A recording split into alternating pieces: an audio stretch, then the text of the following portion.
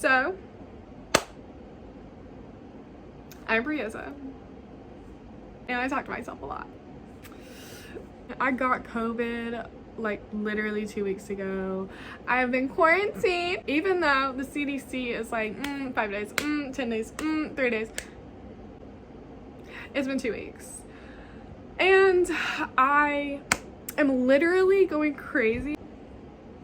Most of the time, I'm talking to myself, but like, I don't do it for days. You know what I mean? Like in my car when I'm driving, or like at my job when I'm by myself. I don't have a job right now, but when I did. When I wake up in the morning, when I'm getting dressed, just like little like moments like that is when I used to talk to myself. And since I literally haven't like left the house, I don't have anybody to talk to, so I talk to myself all the time. And honestly, I know a lot of people are like, no, I don't talk to myself, that's weird. You know what else is weird? Not being able to hear yourself in your head, like not having like that little voice in your head. That's weird. And those are the same people that say that talking to yourself is weird. Talking to yourself isn't weird, it's normal. If you're not doing it, it's 2022. That's the way I had to think about that. Like, talk to yourself. Let's normalize it. If it's not already normalized, it should be. Yeah, I've literally been talking to myself for like the past 2 weeks. Why? Because my sister is probably getting tired of my phone calls. My friends are working. Even when they're not working, it's like I have no updates. I can tell you about the 5 movies I watched today. That is basically all I can bring to the conversation. Retract. But I've come to a lot of good conclusions. That's another thing. Like when you really talk to yourself, when you sit down and say what you're thinking out loud, sometimes it really does help, and like you come to different realizations. And really, I give myself the best advice. And I've actually heard that people that do talk to themselves are actually more intelligent than people that don't. So I like Dr. Pepper, you know, it's whatever. But nobody knows me. I mean, I drink probably like 3 or 4 Cokes a day, chug a glass of milk at like 12 at night, and that's essentially what I drink in a day. I drink a lot of Coke, and since I've like been quarantined, like my mom has been like dropping off food for me and stuff. Every like other day she's like, "Do you want anything from town?" You know? I was like, I want some Coke. And no. So I ran out of Coke a couple days ago. I've literally been drinking it all. I only have like, I'm pretty sure I only have 2 more of these in the fridge. But it's okay.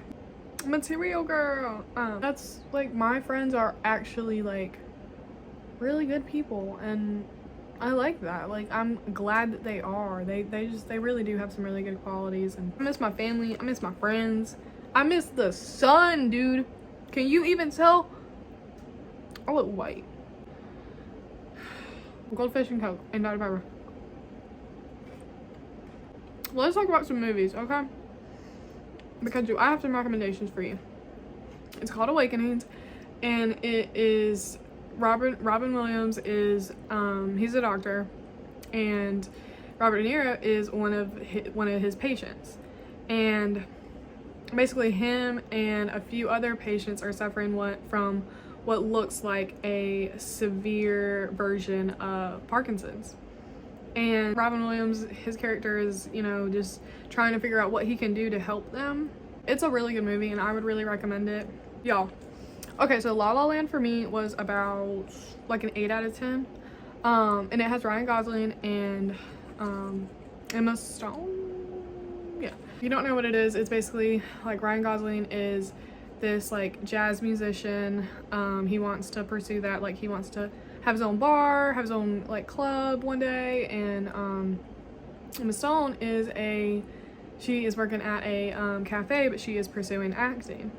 essentially the two of them, you know, like run into each other or whatever, and from there it just shows both of their lives and how, you know, they come together, and it is really good. It is, I'm not sure if I would label it as a musical, but it does have musical parts to it. But it was one of those movies that I didn't think I would like, but the more like I watched it, the more I got into it. Most of the movies that I like are realistic. I prefer like real life scenarios, and A Marriage Story is very much that. It's just about how people maybe not can fall out of love, but people after being together for so long can just develop like new wants and new, I don't know. It's basically, it's about two people that just end up wanting different things and are going through this divorce. It's really, really good. I feel like all these like sound kind of sad, but I mean they are a little bit, but like they're really beautiful like films. I could sit here and talk about movies all day long, but I don't know if you guys, it's probably gonna be like 2 people watching, but hey, if you guys want movies, I'll talk about movies. I've been doing so, that's what's on my mind. But yeah, my signature. Quarantine life.